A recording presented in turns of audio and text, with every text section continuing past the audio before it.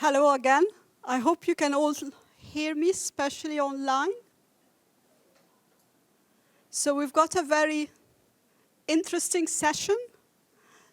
This is migrant labor session. We have 3 papers looking at different types of migration, 2 on Tunisia, and 1 looking at comparative work in Turkey, Lebanon. And I'm very pleased that we will have 2 of the speakers here in person, and we have 1 online. I will give the speakers 15 minutes each. So we will start with the 3 presentations, then my discussion, and then we will open the floor for discussion. So I'm delighted to give the floor to the first speaker, Minh-Phuong, Agriculture and Migration Responses to Drought-Induced Shocks in Tunisia. There are a number of co-authors. I will leave her to present the co-authors and the paper. The floor is yours. Hello, everyone. I'm Phuong Le, a research associate at the Paris 1 Panthéon-Sorbonne University. Well, it's great to present in the very first session because people are all full of energy to criticize. So I'm very honored to present today our paper on agricultural and migration responses to drought-induced shocks in Tunisia. That I co-author with Federica Alfani, Esther Delesalle, and Mohamed Ali Marouani. So you can see that the title has changed, and also the content of the paper has changed quite a lot since the last versions of December. So this paper, the objective of this paper is to examine household adaptation strategies in response to changing climate conditions in Tunisia. So we look at on-farm adaptations, including crop relocations and irrigation expansions, as well as migrations as an alternative adaptation strategy, including internal and international migrations. We use geographically disaggregated analysis to assess how drought episodes in Tunisia affect agricultural productions from 11 to 21 and migration flow within and out of Tunisia from 2009 and 2014. So just a quick view about the data. We use panel data on agricultural productions, migration rates and weather conditions at a detailed administrative level. So it's covering 265 delegations in Tunisia. And in terms of methodology, we also use the panel data methods for most of our models, and also a pseudo-gravity model that incorporates both climate push and pull factors for internal migration. So you will see it's in detail in several minutes. And yes, so what we have learned so far about the impact of climate shocks, it's that it has important negative impacts on both agricultural and migrations, particularly in African countries. So we see also like empirical evidence both at worldwide level and African countries level. However, there are contrasting findings on how climate shocks induce migration through the agricultural channels. So on one hand, rising temperatures reduce international migrations into liquidity constraint, but on the other hand, climate-related decline in agricultural productivity increase immigrations. So the hypothesis of this paper is that insufficient agricultural adaptation to climate shocks drives out migration. So it's rather in line with the second point of view of the impact of climate shocks on migrations. So this is the second point of view. So in terms of data, we used three sources of data. For the climate data, we used the standardized precipitation evapotranspirations index, which we characterize the climate conditions of specific locations by capturing the deviations of observed precipitations over historical average. It also accounts for water loss due to temperature by incorporating temperature over this different scales. So we have from 1 month to 20 months to account for water loss. And finally, it's the SPAY data are available at 50 square kilometer and monthly resolutions. So we run because we have like different scales as SPAY, and we also have monthly SPAY. So to aggregate this index to the yearly level, we run a correlations analysis between agricultural productions and different measure of SPAY to see which one are the most correlated to the agricultural productions. And we end up using the SPAY 12-month scale in August as a yearly measures, and the SPAY of 6-month scale in April as seasonal measures for robustness track. To account for the non-linearities relationship between climate and productions, agricultural productions, and climate and migrations, we also use discrete drought variables, which are defined as the dry years or dry season depend on this continuous index we use. So it's defined as a SPAY under -1. So you can see here is that the climate data, especially during the period 2010 and to 2021, there's a lot of variations over times.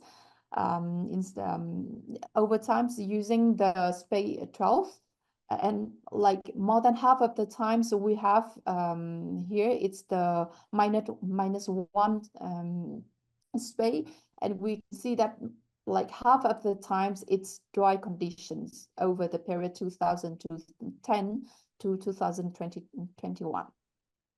We also see a lot of variations across delegations. So here we plot the average SPAY across delegations, across average precipitations across delegations from 2010 to 21. And so we can see that clearly the dryness part, the driest part is the south of Tunisia. In terms of agricultural data, we use the spatial productions agricultural allocations model, which called shortly SPAM by the International Food Policy Research Institute. And it's provide actually estimates data on harvested area and production values of more than 40 crops. And it's also distinguished between irrigated and rain-fed crops. So for Tunisia, there are 4 ways of data available, but we only use the last 2 ways for consistency. So the average, the first way we use is the average of the productions and harvested land over the periods 11 and 12, and the second wave is over the periods 19 and 21. So we have 40 crops in the SPAM data, but finally we aggregate it to just 5 group of main group of crops, which is cereals, fruit, oil crops composed mostly of olive oils, vegetable, and the rest of crops. And you can see here it's the first panel is the harvested area of each crop. The most important crop in terms of harvested area in Tunisia, it's our cereal and oil crop. And here's the shares of irrigated land within each crop. And we can see here is that oil crops, so olive oils, are completely rain-fed crops. Otherwise, we have a little bit a part of cereal or small part of fruit also are irrigated. And there are not many, there are not much change in irrigated share during the first period and the second period examined here. But we see a lot of variations in yield value across the two periods.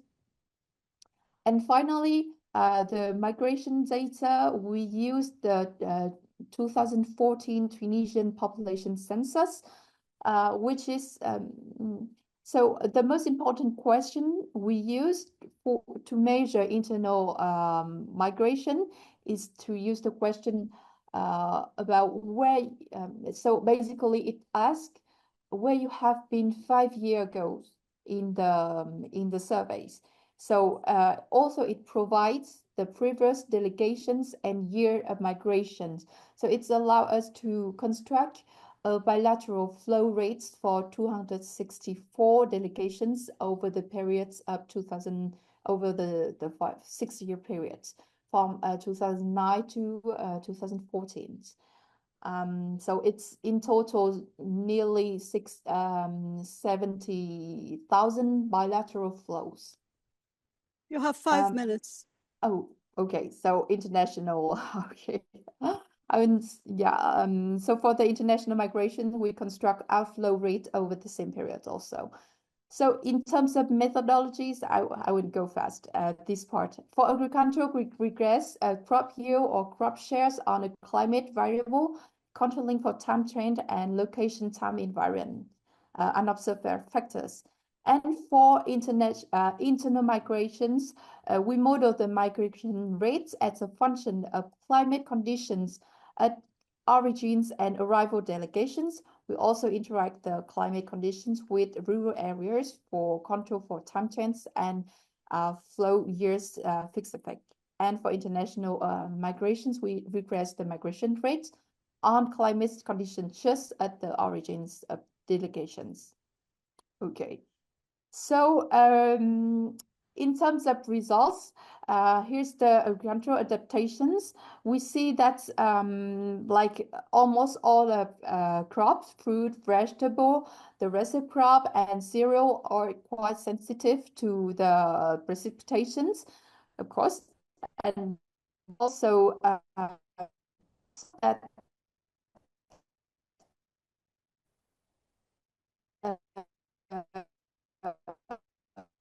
I think the line is cutting.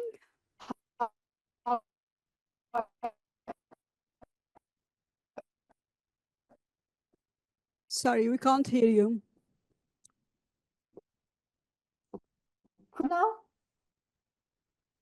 is it better? Yes, it is. Thank you. Okay. Okay, so so I just come back to this slide. I was saying that the year of cereal, you can see here, and fruit, vegetable, and the rest of crops. So almost the crops are very sensitive to precipitations, except for oil crops. So we expect that the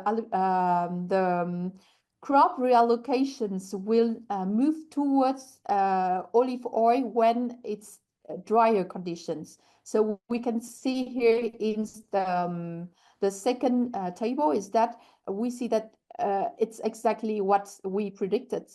However, that's happened only over the 8-year period. So it's mean that crop reallocations, it's not short-term adaptations, but rather medium-term adaptations. And also for in terms of irrigations, we find that crop are generally more irrigated under drier conditions here, but fewer crops are irrigated under extreme dryness.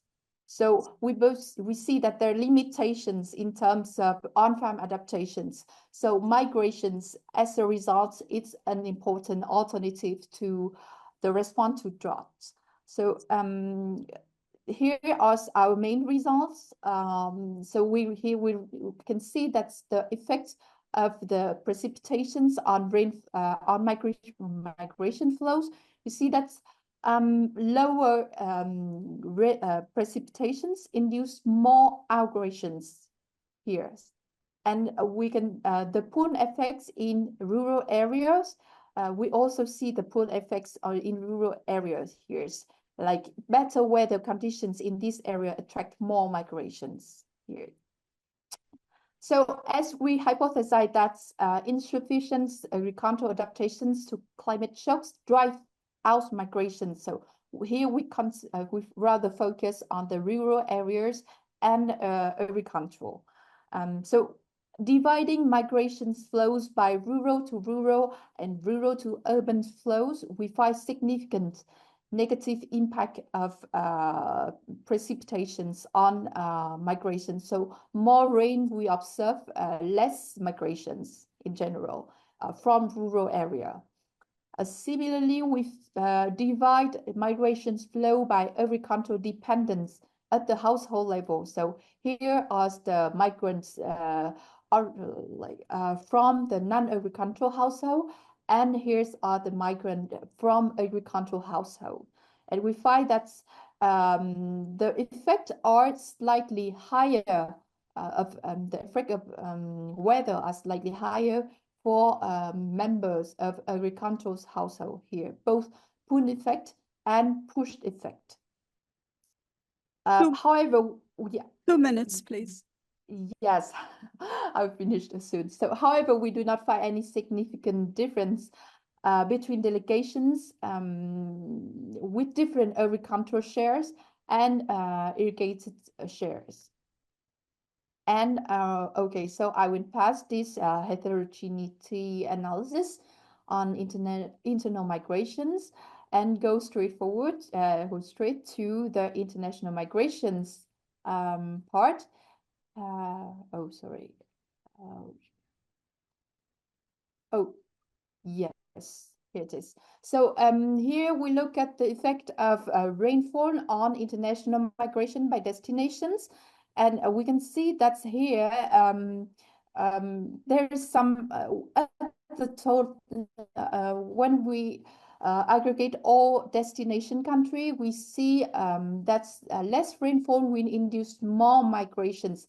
However, when we distinguish by destination country, the effect are quite different, and it's difficult to explain the migration to Libya increase when we have more precipitations, but it's decreased when like in France. So yeah, this is a question that we need to document more about the inverse effect by destination country. So so in general, I think I will conclude with one of our biggest caveats here is that we actually at the beginning want to link the agricultural, climate change and migrations using like agriculture as an instrumental variable to see how the effect of the climate shocks transfer to migration through agriculture. But finally, we didn't do that because there's a lot of other factors that enter agricultural models climate.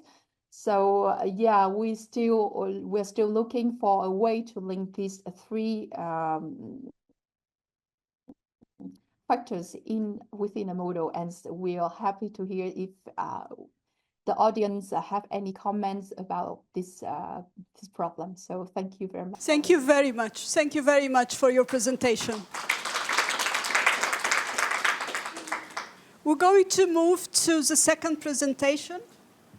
So our second presentation is going to be looking at the gendered labor market integration of Syrian refugees in Lebanon, Turkey, and Germany.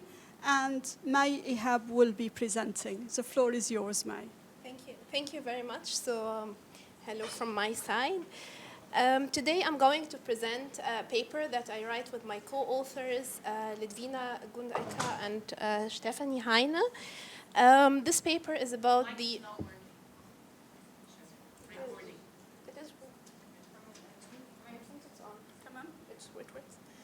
So this paper is about the labor market integration of Syrian refugees in Lebanon, Turkey, and Germany. So the motivation, as we heard today in the morning, there have been since 2011 the influx of displaced migrants, namely Syrian refugees, to both neighboring countries and European countries. And we know from the literature that Syrian women are less likely to work compared to men in all host countries, but maybe with different traits, as we see here in this graph, and for different reasons. So the first difference that we see is that men in Turkey, Syrian refugee men, have higher employment rates in Turkey, less so in Lebanon, and the lower rate is in Germany. While for women, we see another picture. We see that the highest employment rate is for women, for Syrian women in Germany, and less so in Turkey and Lebanon. And we were interested to know what explains those differences. So we mainly, when we looked at the literature mainly focuses on those gender employment gaps for migrants and less so for refugees, and normally it's done in one country. What we have here is a single origin, multiple destinations perspective, where we look at those refugees who come from a single origin country and how they perform in different destinations. And as we heard today also in the keynote in the morning, those contexts are different for multiple reasons. One of those reasons are the legal procedures that are different in the three countries, but also the support measures and the labor market characteristics. And these would have different effects for refugees in these countries. Moving to the background of what we plan to do. So we looked at the gender gap in the capital endowment. So in Syria, we see that there are differences in not only in the years of education, but also in the employment experience. And we were wondering how that would result in differences in the destination country. Namely, whether we would see a continuation of their gap in capital endowment, or we would see rather new investments in post-migration human capital. So here a little bit of what we expect to see. So we know we know from the literature that the labor market in Germany is rather formal, and while the labor markets in Lebanon and Turkey have large informal sectors, which cater for the employment of the Syrian refugees. In addition, from the developing countries' literature, informal employment is rather a less appealing option for women. Also, there are differences in the language courses and the language skills of the refugees. There are obligatory language classes and labor market services in Germany and also in Turkey. However, in Lebanon, that is not required since they speak the language of the country.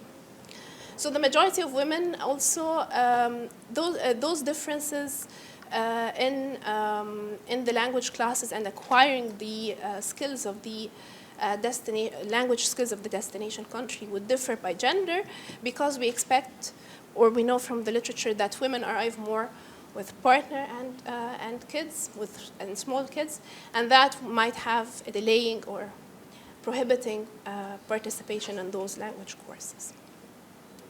So we ask ourselves, is the pre-migration human capital more important in Lebanon and less so in Turkey, and whether the post-migration human capital is more important in Germany?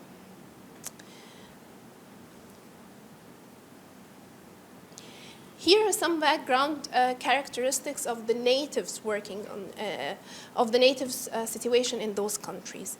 So we see that the female labor force participation in Germany is really high compared to Turkey, Lebanon, and Syria. And also the unemployment rate in Germany is very low compared to the three countries. Another difference is the informal employment, where the share of informal employment is the highest in Turkey compared to Germany and Lebanon. And also there is sectoral differences in employment, where we see that, for example, in Turkey, there is more into the agriculture and less so in industry and services compared to the other two countries. So the interesting part, so what did we, or how did we do that? We have done a decomposition analysis for the gender employment gaps of the Syrian refugees in the 3 countries. We have done a twofold Okasaka blinder decomposition analysis, where we looked at the differences in employment outcome of men and women in the 3 countries, and we looked further into the explained part and the unexplained part. So the explained part would show us the differences in characteristics and how these contribute to the gender gap, and the unexplained part would look into the differences in returns to these characteristics. And if we, I could skip this part for the time, I explain it later. And this is the data that we have used for our analysis. We have depended on the German socioeconomic panel for data on refugees. We have the EAB-BAMF subsample of refugees. It's a panel data, but we decided to use 2022 for comparability with the other data sets that we have. And it is, the data for Germany is representative for those refugees who arrived between 2013 and 2019. For Turkey and Lebanon, we have used Transmit survey, which is a survey that we conducted at IAB, and it has been conducted in the 2 countries in 2022, and it's very largely harmonized with the German data set. We have also used regional data for the unemployment rates. And these are the analytical samples, so it's very comparable for the 3 countries. And here are the main variables that we have used in the explanation of the gender gap. We grouped the variables into those categories, and today, for the sake of time, I would only talk about the categories and give you some highlights about the detailed results. So for the categories, we have the pre-migration human capital to capture how did they use their human capital that they have gathered in the origin country, mainly looking at work experience and years of education. We also looked at post-migration human capital, which is basically language courses, language proficiency, and recognition of qualifications. We also looked at care work to capture the burden that women have in the household. And we also looked at household context, so whether they live with a partner, without a partner, and whether the parents are residents in the household. We looked again at the legal status, so were their asylum status when they arrived, or did they need an asylum entry visa, and the years since arrival. We also looked at health, demographics, and local labor market conditions. So moving on to the gap, this is the decomposition of the gender difference in employment. The blue part is the explained part, and the yellow part is the unexplained part. And we see that the striking difference between the 3 countries. So the gap is the smallest in Germany due to the higher employment rate of women in Germany. And it is highest in Turkey, reflecting the lowest rate of employment of women in Turkey.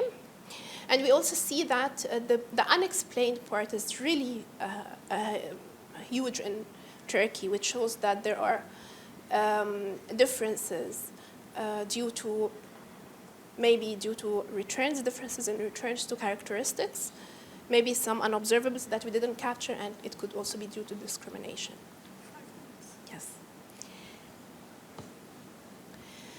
And so as I mentioned, the gap is, or the difference is the highest in Turkey and is the lowest in Germany, and the unexplained part is the highest as well in Turkey. So moving on to the explained differences, which reflects differences in the characteristics between men and women. And we see that one of the main differences between Lebanon and Turkey that I highlighted here and Germany is whether the difference in the gap, whether the gender employment gap is due to differences in pre-migration human capital or post-migration human capital. And we can see here, I don't know if you see my mouse, not really. I tried the pointer. So we see here that for Germany, what matters the most is the post-migration human capital, which is the language courses and the language skills, while what matters more for Lebanon and Turkey is the pre-migration human capital, given the magnitude of these coefficients. So, so just an example of how to understand that. So in Lebanon and Turkey, the gender differences in the pre-migration human capital contributes strongly to the gender employment gap. And this is mainly due to differences in the employment rates of women before moving to the destination countries. So they have lower probability of being employed before migration, and the lower years of education of the Syrian women compared to men. While in Germany, the gender differences in the post-migration human capital contribute strongly to the gender gap in employment. And this could be explained by the fact of lower participation of women in education, language courses, and also lower levels of language proficiency of Syrian women, which is due to their, the low participation is due to their care work responsibilities, as we know from the literature. Sorry. Yes. If we look at the legal situation, we see that the legal situation also has a contributing factor here. So in Germany, the gender differences in the legal situation contribute again to the gender employment gap. And this is due to two things. Men have higher years of living to Germany because from the selection literature, we know that men arrived first, and then they had family reunion for their families. So they have higher years of living in Germany, and that contribute to the gender gap in employment. And we don't see any differences in any statistical differences in the legal status on the gender employment gap for Germany. If we look at the unexplained part, which is also quite interesting, we see that, I don't have a box here. So we see that even if men and women had the same level of characteristics, men would have a higher chance of being employed compared to women based on their age in Turkey and Lebanon. So older men have higher likelihood of being employed compared to women in those countries. And in Turkey, the legal situation, so also the years since arrival play a major role. So men who have been longer in Turkey and have applied for asylum on arrival also have higher returns on the likelihood of being employed compared to women. To conclude, so just to remind you of what we were trying to do in the beginning, we were trying to see whether it is the Syrian refugees in the destination countries were depending on or continuing their pre-migration human capital or investing in new post-migration human capital. And the answer depends on the country. So for Lebanon and Turkey, it's rather the pre-migration skills and qualifications that matter.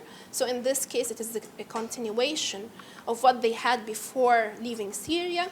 And in Germany, it is rather a post-migration human capital. So it's the new investments that they do in their language skills and in their education in the host country that matters the most.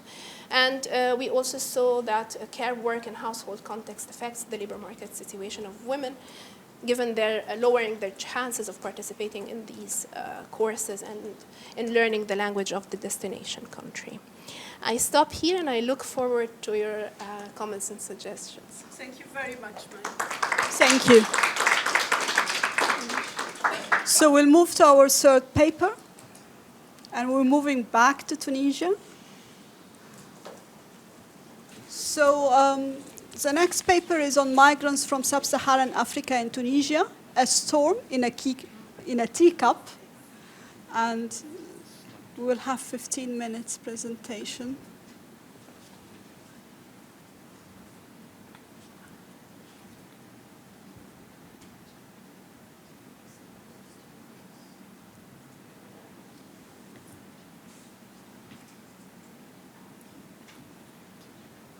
Yeah, and Mohamed will be presenting. Thank you so much.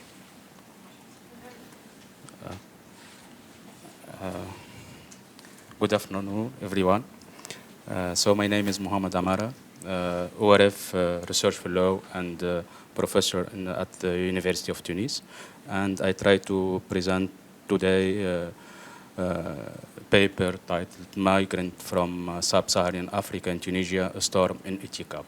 So many discussion there were at a lot of discussion about Sub-Saharan in Tunisia, in national and international media, but a little research that tests the impact of the presence of Sub-Saharan migrant in Tunisia we have in Tunisia. So I try to test the impact, economic impact of migrant on labor market, and then I test their integration in the society. So the outline of my presentation is as below. So first I give some statistic about the number of Sub-Saharan African Tunisia. Then I move to research question. Then I present the data used to respond to our question, the methodology, and then the result, and I conclude with some recommendation. So as you can see here, Tunisia has historically been a country of labor migrants rather than country of immigration. In terms of statistic, in 2021, so we have about 566,000 Tunisia immigrant aged 15 and more, which represent about 6.4% of Tunisian population. And in the other side, we have only 59,000 of immigrants living in Tunisia, which represent only 0.5% of total population.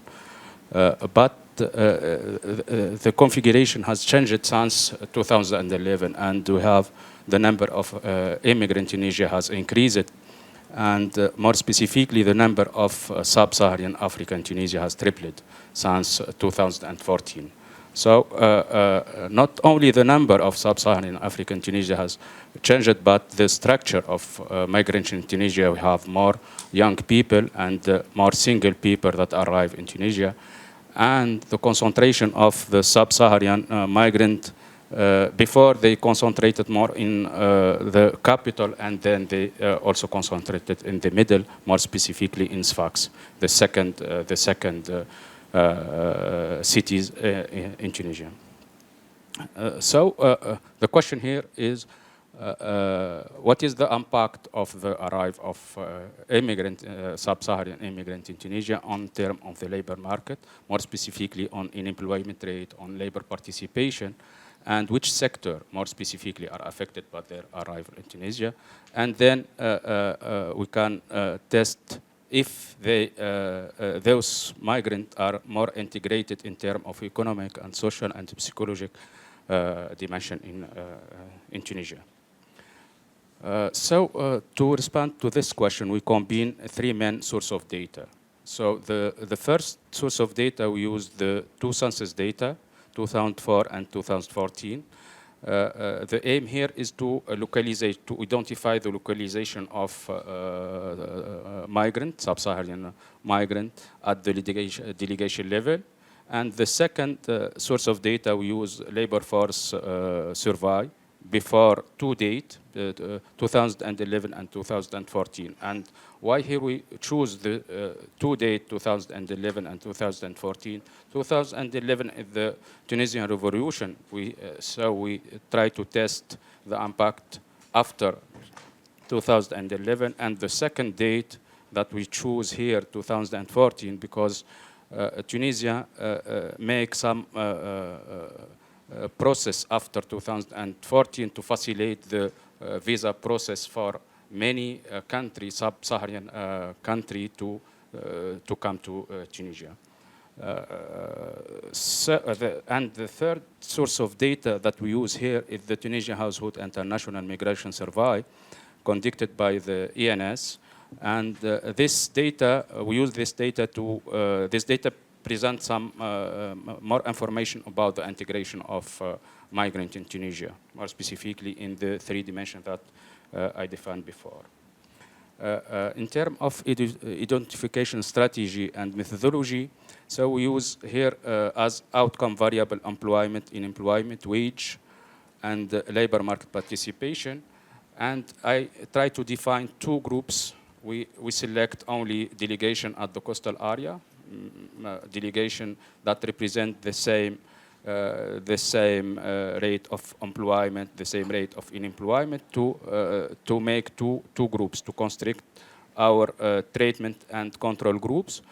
For the treatment group, delegation exposed to large immigrant inflow, and as a control group, delegation with low concentration of immigration.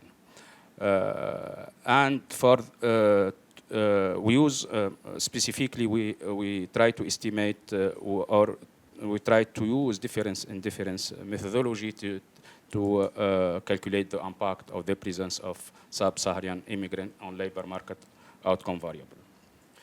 So here just to see the impact of, so we compare before and after to date, 2000 and the baseline in 2011, the first baseline and the second baseline, 2014. And we compare the situation before and after this date. More formally here, we for the effect on wage at aggregation level, we estimate a model at delegation level, and we test the significance of this coefficient that reflect the impact of the presence of immigration at delegation level. And to test the impact on labor market, we estimate the second model at individual level, and we're more interested in the significance of this coefficient that reflect the impact of the presence of immigration, sub-Saharan immigration at the governorate level. For the second, to construct the multidimensional integration index, we use for we use 3 dimension: economic, social, and psychological dimension, and we use 12 indicators to measure this and this index. For example, for economic dimension, we have the first indicator reflect if migrants have a job or not, etc. And for example, for social dimension, we see if a migrant has access to social protection, etc. And for the third dimension, if migrants treated with respect or not. And we have, for example, for the the last dimension, we have 6 indicators that reflect the psychological situation of immigrants in Tunisia. As a result, so we start by to identify the concentration of immigrants at the delegation level. And as we can see here in 2004 and the last one in 2014, and as we can see the number of, or the concentration of sub-Saharan immigration increased between the 2 census. So I identify delegation with increase in concentration of sub-Saharan immigration, and I detect or identify those delegation as a treated group and the other as a control group. Okay, as a result, for example, here the impact of the presence of immigration on the wage, we can see here we detect a significant impact on wage for only small firm, informal small firm. So delegation with high concentration of immigration, the wage decrease and the coefficient is significant.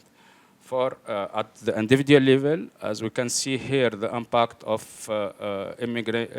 sub-Saharan immigrant on labor market, on employment, for example, we have a coefficient, significant coefficient and negative for the two sector, building sector and small trade sector. Those sectors are characterized by low value added sector and more specifically informal job.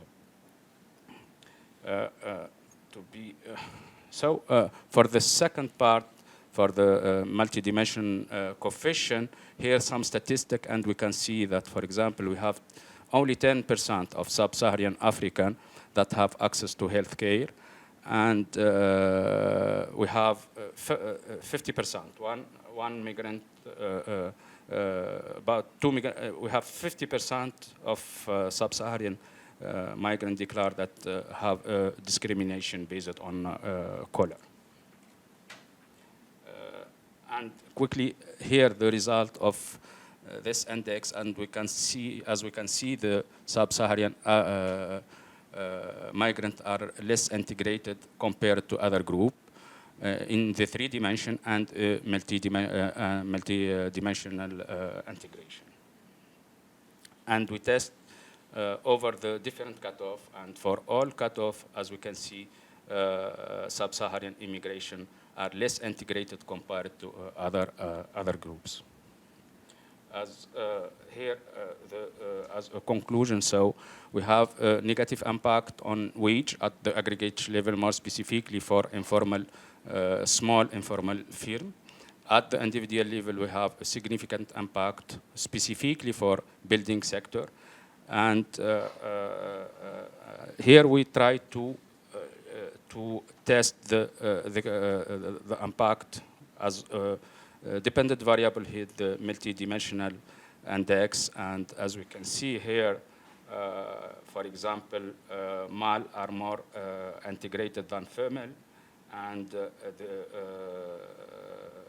migrant with high level of education are more integrated with the other groups, and integration increase with the age,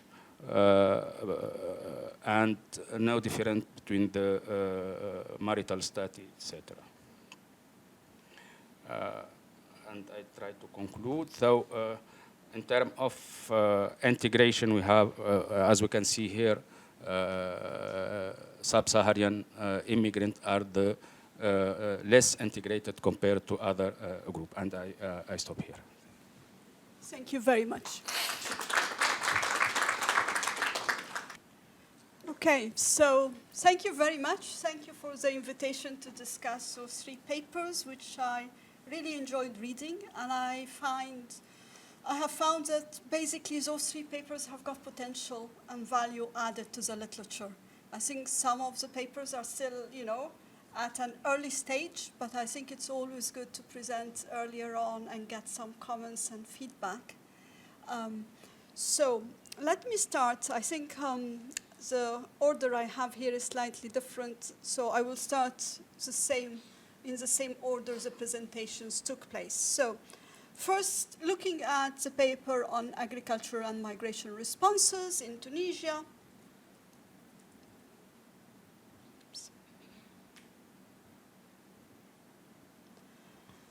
So very quickly, this paper looks at whether and the extent of agriculture adaptation are affected by drought, and also the role of migration. They use panel data on agriculture production, migration rates, and very fine data on weather conditions. And basically, they test the effect of climate variability on both the agricultural yield of major crops and irrigated area, and then they look at the impact on internal as well as external migration, and they typically use reduced form with no controls. Findings: irrigation and crop reallocation are insufficient to offset the negative effects of unfavorable weather.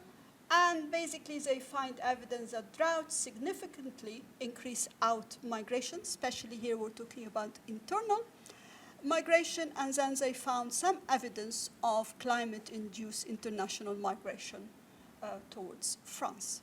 So, to put things in perspective, and I think for all papers, I'm just going to look at the bigger picture and then give some specific comments.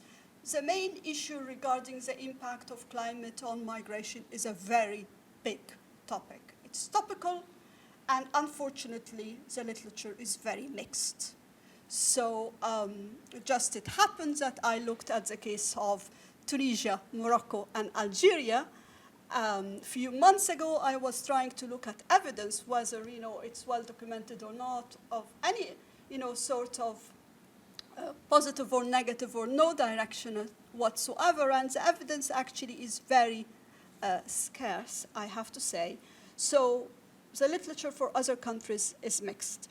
So this paper tries to link two things, the agriculture adaptation and the coping mechanism. But the way it does it is that it does those two things separately. Not only does it separately, but when they look at agriculture adaptations, they use a completely different time period, a later time period, as opposed to the same time period for migration. And of course, if you're thinking of agricultural households in particular, who might be affected by droughts, what this paper is discussing in terms of varying the types of crops or the irrigated area might be two mechanisms, two coping mechanisms, but there might be so many different ones as well. And obviously migration is one. The main problem here is that all of those coping mechanisms are intertwined, and how do we disentangle those coping mechanisms is a big challenge for anybody studying that sort of question. What I thought would have been very useful is to have some descriptive statistics on internal and international migration, because in the bigger literature, there is a huge difference between if we are using migration as what we call in the literature risk diversification. You send one individual to the nearest town or to the nearest city or to seasonally to another agricultural job somewhere, or the whole household migrating. And to put things in perspective, we really needed to have this bigger picture on internal versus international as well.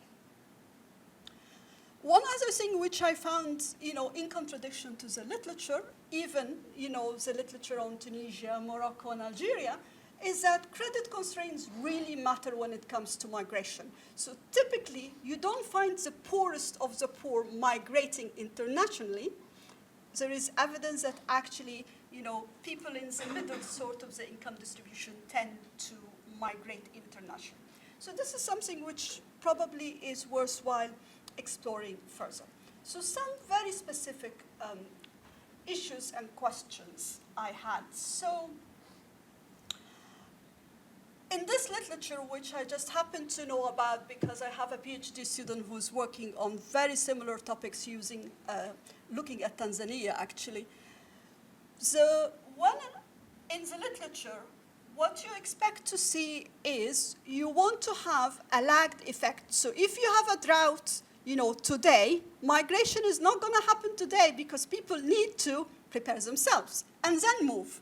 So my question in that paper is not very clear whether variability is measured at time t and migration at time t as well. So typically in the literature, there should be a lag.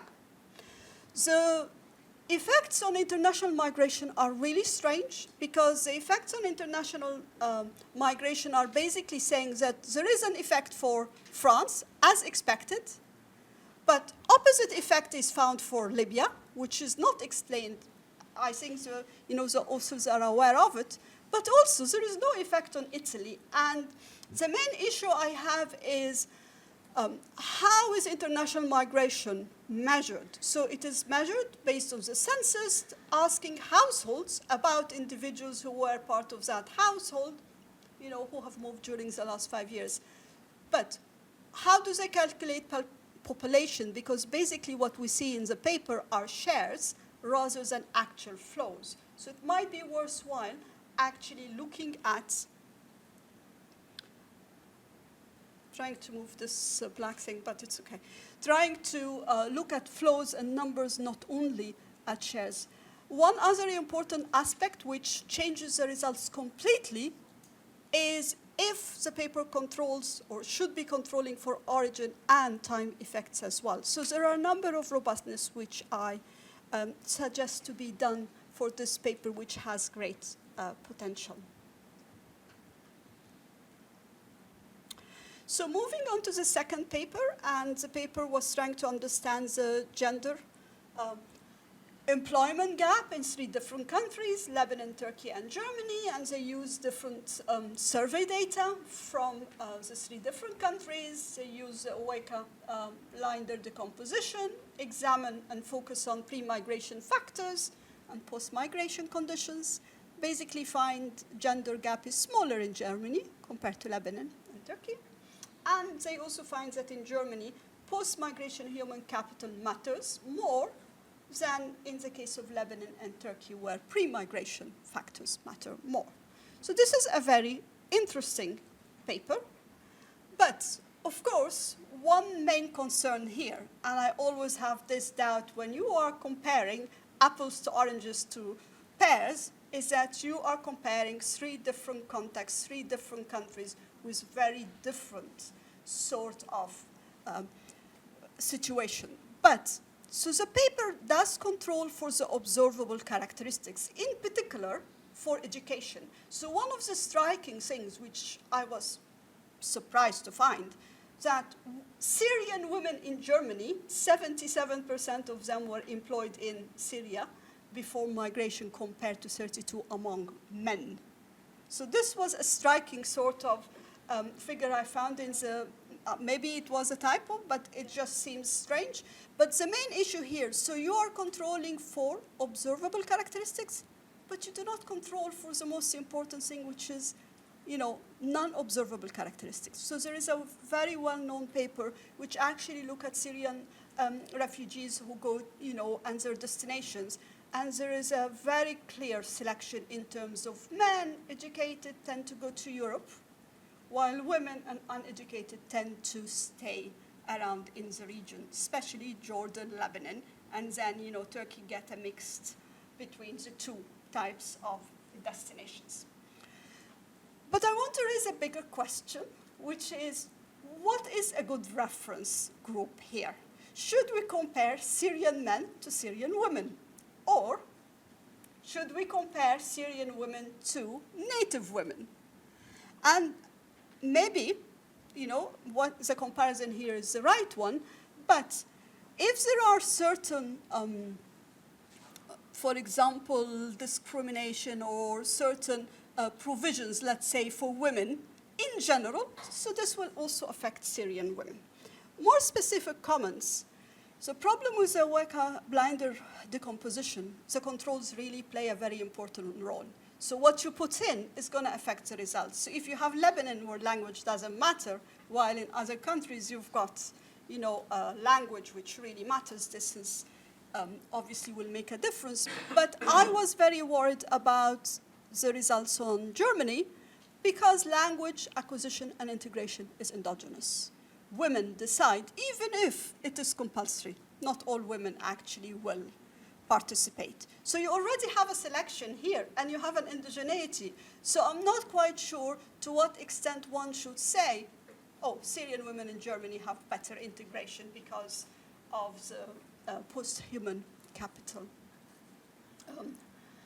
And also, one just final thing is perhaps to exclude missing values, because you include all the missing values, and I don't know to what extent they are driving the results.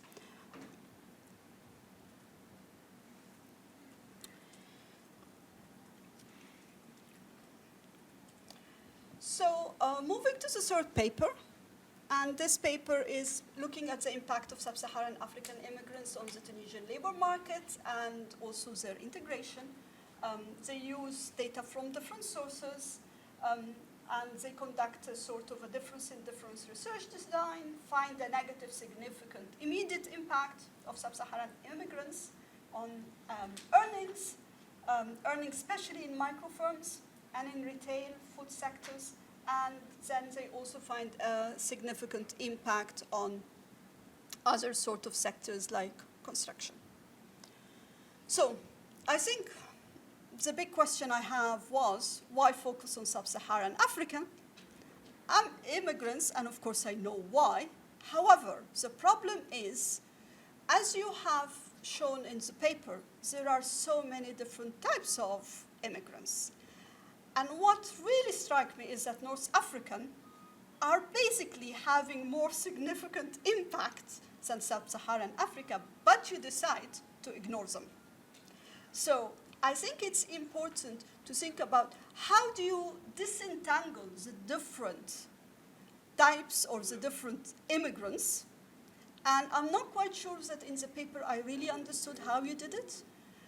Whether you only look at one share, for example, in a particular region, right, at a time. What do you do with the rest? How do you disentangle the different types of immigrants when you are looking at your results?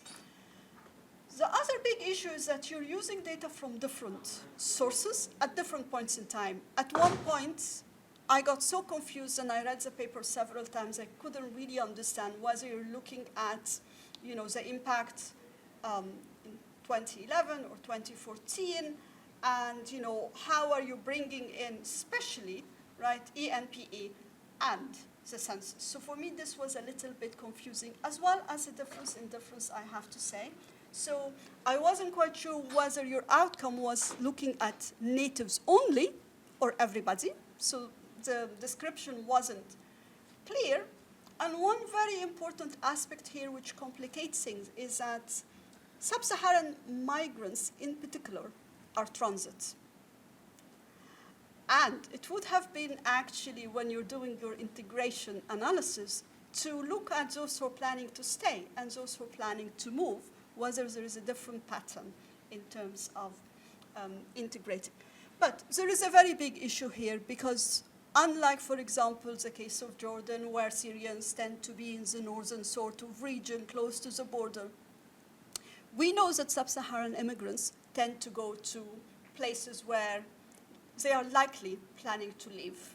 So there is a lot of indigeneity here, a lot of sorting which we need to take care of. And also, your earnings are based on business register data. So it's based on firms. We know immigrants work in the informal sector. So I don't know to what extent this impacts your results. The other thing which I just want, and final thing I want to focus on, the way you have decided to look at the impact of the Sub-Saharan immigrants, and all immigrants actually, is you decided some delegations you will treat as control and some will be treated. You never told us where is the cutting point. And I don't know why you didn't use shares, which would have been the way to do it. So I'll stop here, and I will give the floor, open the floor for discussion, and then hopefully you will each have like 2 minutes to answer any of the comments you want to answer. So, okay, so I've got one here, and then one here, and then one there. Okay, thank you. So, I think this gentleman here first. Thank you very much for this presentation. I will address to the first paper, the authors of the first paper. And I think they should have done tests about spatial correlation between the different delegation to see if there is some dependence, and I suppose there are a lot of interdependence between delegation. So the use of OLS by hypothesis is as like you treat every delegation in isolation, but there are a lot of spillovers, interaction between delegations. So you should take account for robustness check for the spatial autorogeneity and spatial autocorrelation, and maybe some clusters and so on. For the third paper, I think it will be useful to split the sample and to make the distinction between clandestine immigrant and legal immigrants, because they have different perspective, different time spent, and also the problem in data, the immigrants, clandestine especially, they move from delegation to another. Depends on many factors. So how you will take account of this mobility between the delegations? So the impact, maybe it will be measured twice or something like that, or spread across the delegation, etc. So, and their perspective is short time, as you said. It's now considered, for example, for many Africans, Tunisia is like a platform to reach Europe, etc. Thank you very much. Thank you very much. I think there is a question here, and then Teresa. If you can please thank you. keep the questions Yeah, brief so straight. that we can have as many questions as All possible. right. So thank you for your presentation. I have a question for second presenter, so Maye. Regarding your paper, so why you selected the 3 countries? There is a heterogeneity between Lebanon, Germany, and Turkey. So in Lebanon, we know the regulation framing the presence of Syrian refugees is completely different than Germany. So we have, they are not legal, they are not permitted to work. So there is a legality issue behind it. And economic conditions are different. And most of Syrian refugees in Lebanon, they are unskilled. Those who were skilled, they migrated to Western countries through UNHCR and different channels. So I think there should be clarification in terms of country selections. One would think about Jordan as more relevant as a country, representative country than Lebanon. And some data from Lebanon are not really correct. For example, the female employment is in Lebanon is below 27% according to latest data from Central Bank of Lebanon. Because the objective of UN for the next 5 years is to, or 7 years, is to increase it to 30 to 32% for female in Lebanon. And the selection, I think there is a selection issue really in the sample in Lebanon. If we drop missing values, most of refugees, they are really in the informal sector. So I work with them in multiple focus group, and we did a couple of papers. There is an issue and data about Syrian refugees. If you want to work on Lebanon, there is a data from UNHCR called Vazir data. It's much more comprehensive than your data, more than 20,000 observation. Finally, I have a quick question for the first presenter regarding table 8. So can we run the results without interaction term? This is our question. Thank you. Thank you very much. I think Teresa. Thank you. I have a question about the first paper. I think I struggle a little bit, as Jackie, with the fact that it's actually 2 separate research questions in this paper. But maybe how to integrate them would be, I was wondering, what do the people who migrate actually do in the location then? So is, let's say, migration a purpose to just do agriculture elsewhere? Or is it actually an indicator of structural transformation because people migrate to another place to work in the industry or the service sector?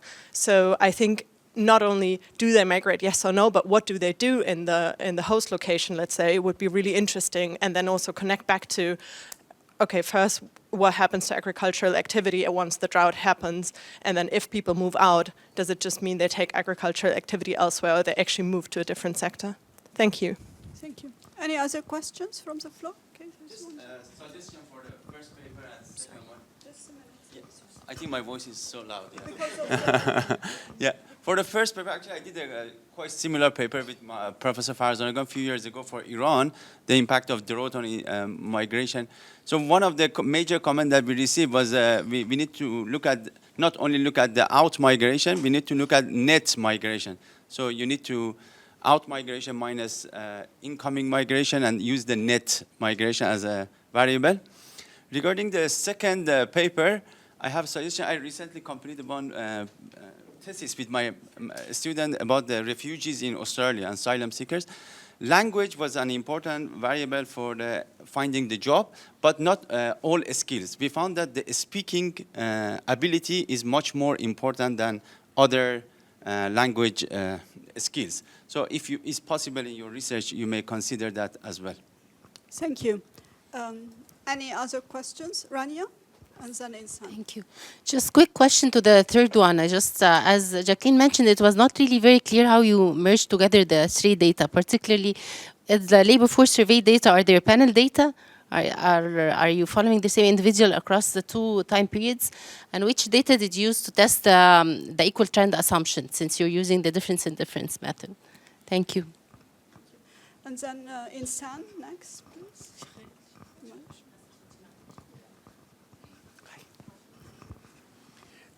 Thank you. Is my microphone operating? Good. All right. I think all papers need to look at selectivity issues with respect to where the migrants come from and where they go. So Jackie already made this point, but I just wanted to reiterate it. And also, my second comment on the third paper, Amara's paper, the concentration of immigrants. You know, you can think of it as something negative. You know, more people, more immigrants there are, you know, the worse outcomes may be for various reasons. But then let's not forget that usually immigrants are concentrated in particular places because of network effects. So sorting them out would be important. Thank you very much. I think we're going to give now the floor to our three speakers. If you can please have 2 minutes, pick the comments you want to focus on, and then we'll move on. So, Minh, please first. Yeah. So, thank you very much, President for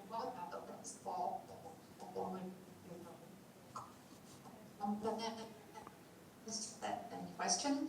So I think I when how do we disentangle the intertwined effect? As far as we know, well, if you can recommend others, we know there's 2 ways. The first one is to use the control as an instrumental variable. So. Sorry, the line is really bad. We didn't intend to use it at the beginning.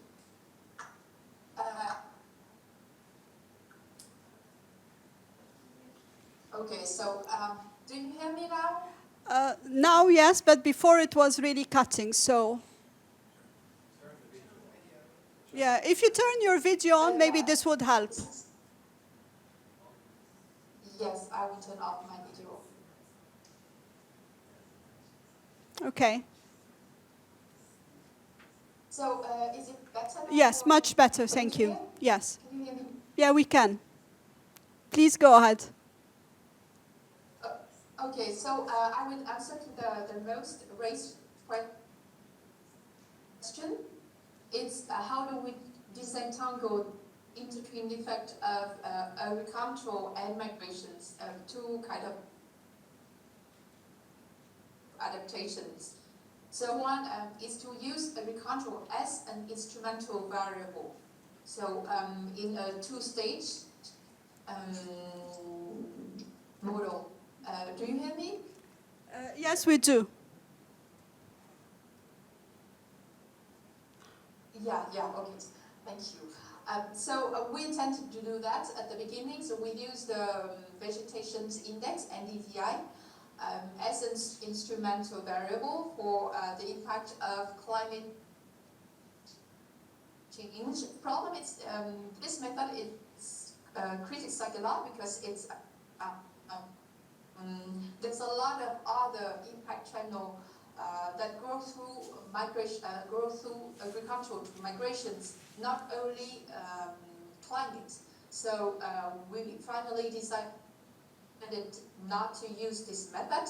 So the second way to disentangle this effect is to use in heterogeneity analysis the interactions between the climate variable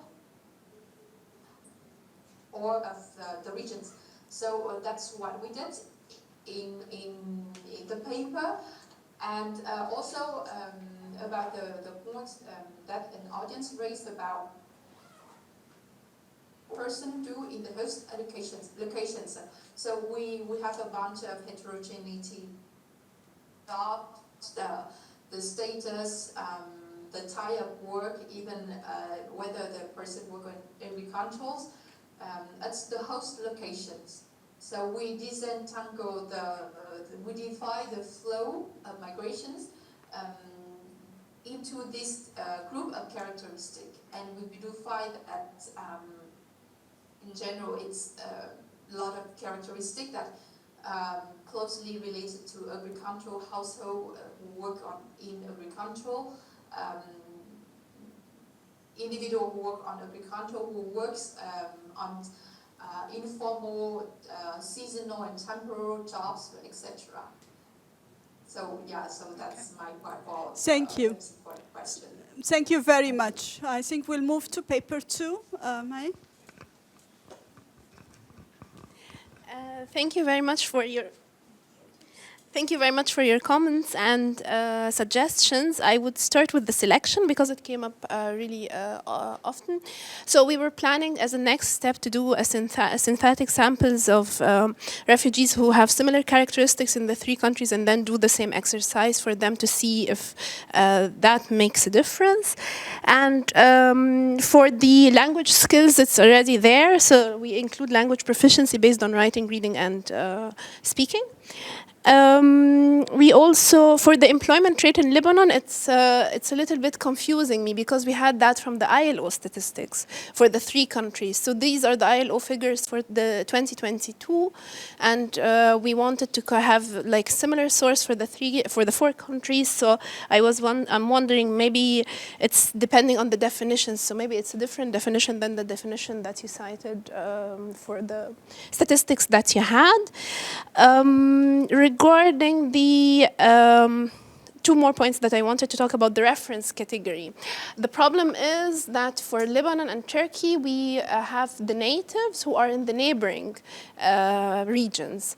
So they live next to the Syrians that we were asked. So it's not representative for the natives, it's only representative for the Syrians. It could be a proxy, but I don't know to what extent that would go through.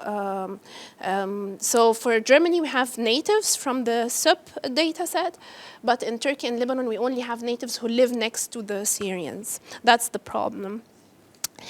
And for the missings, we tried once with the missings inside, controlling for the missings, and once without the missings, and the results are the same. So for the missings question, that's what we have. But thank you very much. It's very constructive. Thank you, Maye. Mohamed? Thank you. Thank you for all the comments. So I start by the issue of selectivity and peer effect. It's a big issue that need to be tested, and same thing, network effect or spillover effect, the movement between delegation, but unfortunately I don't have this information if Sub-Saharan migrants stay in this delegation or move to another delegation during this the study period. For the impact, I test the impact only for native population. So I estimate for each group a separate estimation, and at each time I define the control on the treatment group. And for the for the stay or move, we have 35% of Sub-Saharan immigrants say that they will stay in Tunisia, but the majority of Sub-Saharan immigrants plan to move to Europe and another country. So for data, for merging the data, so I use cross-section labor force survey, 2 years before 2014 and 2 years after 2014, and I have information only for labor force survey. It's represented at governorate level. It's I have 24 administrative unit. I can merge data only at this level because data not representative at delegation level. Thank you so much. Thank you very much. So thank you to the presenters, especially for Minh being online, and Thank you for attending, and I look forward to having more interactions and more discussions later. Thank you very much.